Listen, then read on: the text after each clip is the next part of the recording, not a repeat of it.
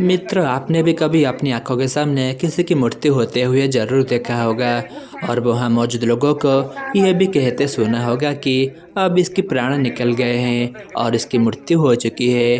परंतु क्या आपने ये बात जानने की प्रयास की है कि आखिरकार ये प्राण अथवा आत्मा शरीर से बाहर कैसे निकलती है? यदि नहीं जानते तो कोई बात नहीं, हमारे आज की इस वीडियो में आपको इस प्रश्न का उत्तर अवश्य ही मिल जाएगा, जिसका वर्णन गरुड़ पुराण में किया गया है। नमस्कार मित्रों, स्वागत है आप सभी का द यूनिक बातें यूट्यूब चैनल पे।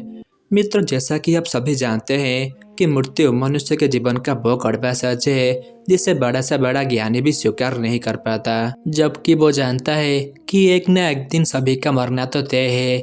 और जो मनुष्य इस सच को स्वीकार कर लेता है वो बुद्धिमान कहलाता है। तो चलिए अब जानते हैं कि आत्मा शरीर से कैसे बाहर निकलती है और इसके पीछे की प्रक्रिया क्या है। गरुड़ पुराण के 9वें अध्याय में वर्णन किया गया है कि मनुष्य के मुख, दोनों नेत्र, दोनों नासिका रंध्र तथा दोनों कान, ये 7 ऐसे द्वार बताए गए हैं जिनमें से किसी एक द्वार से सुकृति अर्थात पुण्य आत्मा के प्राण निकलते हैं। अपन अर्थात क्षुधा से बाहर निकलने वाले वायु से मिले हुए प्राण जब पृथक हो जाते हैं तब प्राण वायु सूक्ष्म होकर शरीर से बाहर निकलती है।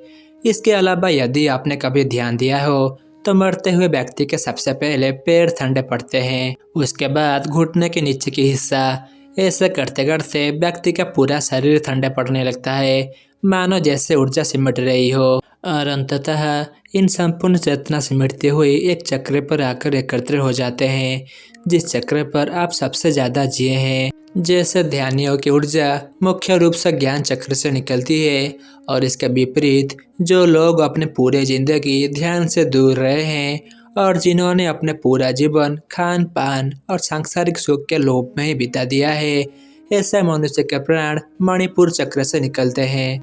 वहीं ऐसे मनुष्य जिन्होंने अपने पूरे जीवन में संभोग के बारे में ही सोचा है, ऐसा मनुष्य अपने अंतिम समय में इसके बारे में ना सोचे, ये तो कभी संभव नहीं हो सकता।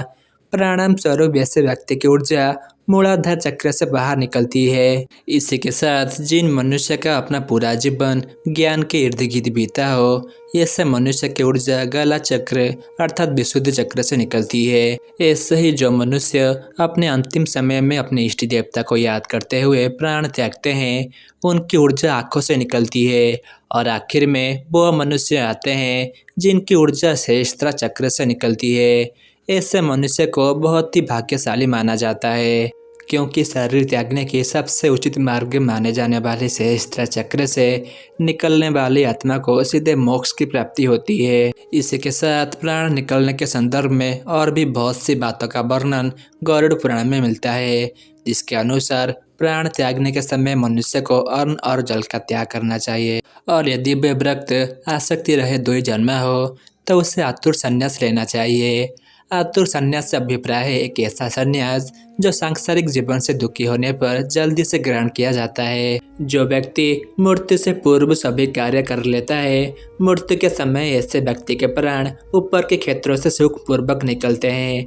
साथ ही योगियों के संदर्भ में गरुड़ पुराण में बताया गया है कि योगियों के प्राण तारु रंध्र से निकलते हैं। क्या आप जानते हैं प्राण से मुक्त होने के बाद शरीर तुरंत ही चेष्टा, शून्य, घृणित, दुर्गंधयुक्त, अस्पर्श और सभी के लिए निंदित हो जाता है। मृत शरीर की 3 अवस्थाएं होती है, कीड़ा, विष्ठा और भस्म रूप। इससे आप इस तरीके से समझ सकते हैं, मृत शरीर में कीड़े पड़ते हैं, वह मल के समान दुर्गंधयुक्त हो जाता है और अंततः चिता में जलकर भस्म हो जाता है। मृत्यु के पश्चात पंचभूतों से निर्मित इस शरीर का पृथ्वी तत्व पृथ्वी, तेजस तत्व तेज, जल तत्व जल और वायु तत्व वायु में लीन हो जाता है। परंतु सभी प्राणियों के शरीर में स्थित सर्वव्यापी शिव स्वरूप और जगत साक्षी आत्मा ही एकमात्र ऐसी चीज है जो कि अजय अमर है, जिसका कोई अंत नहीं है, जो एक शरीर को त्याग कर दूसरे शरीर में प्रवेश कर लेती है। मृत व्यक्ति के शरीर से निकली है आत्मा अपने पुराने शरीर से निकलकर अपने कर्म कोशों में इकट्ठा हुए कर्मों द्वारा निर्मित नए शरीर में प्रवेश करती है। तो मित्रों, हम आशा करते हैं कि आज की ये वीडियो आप सभी को पसंद आई होगी। अगर पसंद आई हो तो इस वीडियो को लाइक करें अपने तमाम मित्रों और रिश्तेदारों के साथ इस वीडियो को शेयर करें। ऐसे ही वीडियोज अगर और देखना चाहते हैं तो हमारे चैनल दो यूनिक बातें को सब्सक्राइब करें। वीडियो ख़त्म करने से पहले आज के सवाल को हम देख लेते हैं। ध्यानियों की ऊर्जा मुख्य रूप से किस चक्र से निकलती है? ऑप्शन ए ज्ञान चक्र से, ऑप्शन बी मणिपुर चक्र से, ऑप्शन सी मूलाधार चक्र से या फिर ऑप्शन डी सहस्त्रा चक्र से। अगर इस सवाल का जवाब जानते हैं तो इसका जवाब आप हमारे कमेंट बॉक्स में ज़रूर बताएं। आज के खातिर बस इतना ही। मैं आपका दोस्त आदर्श जल्द ही मिलूंगा एक नई वीडियो के साथ। तब तक के लिए हरिओम हरि।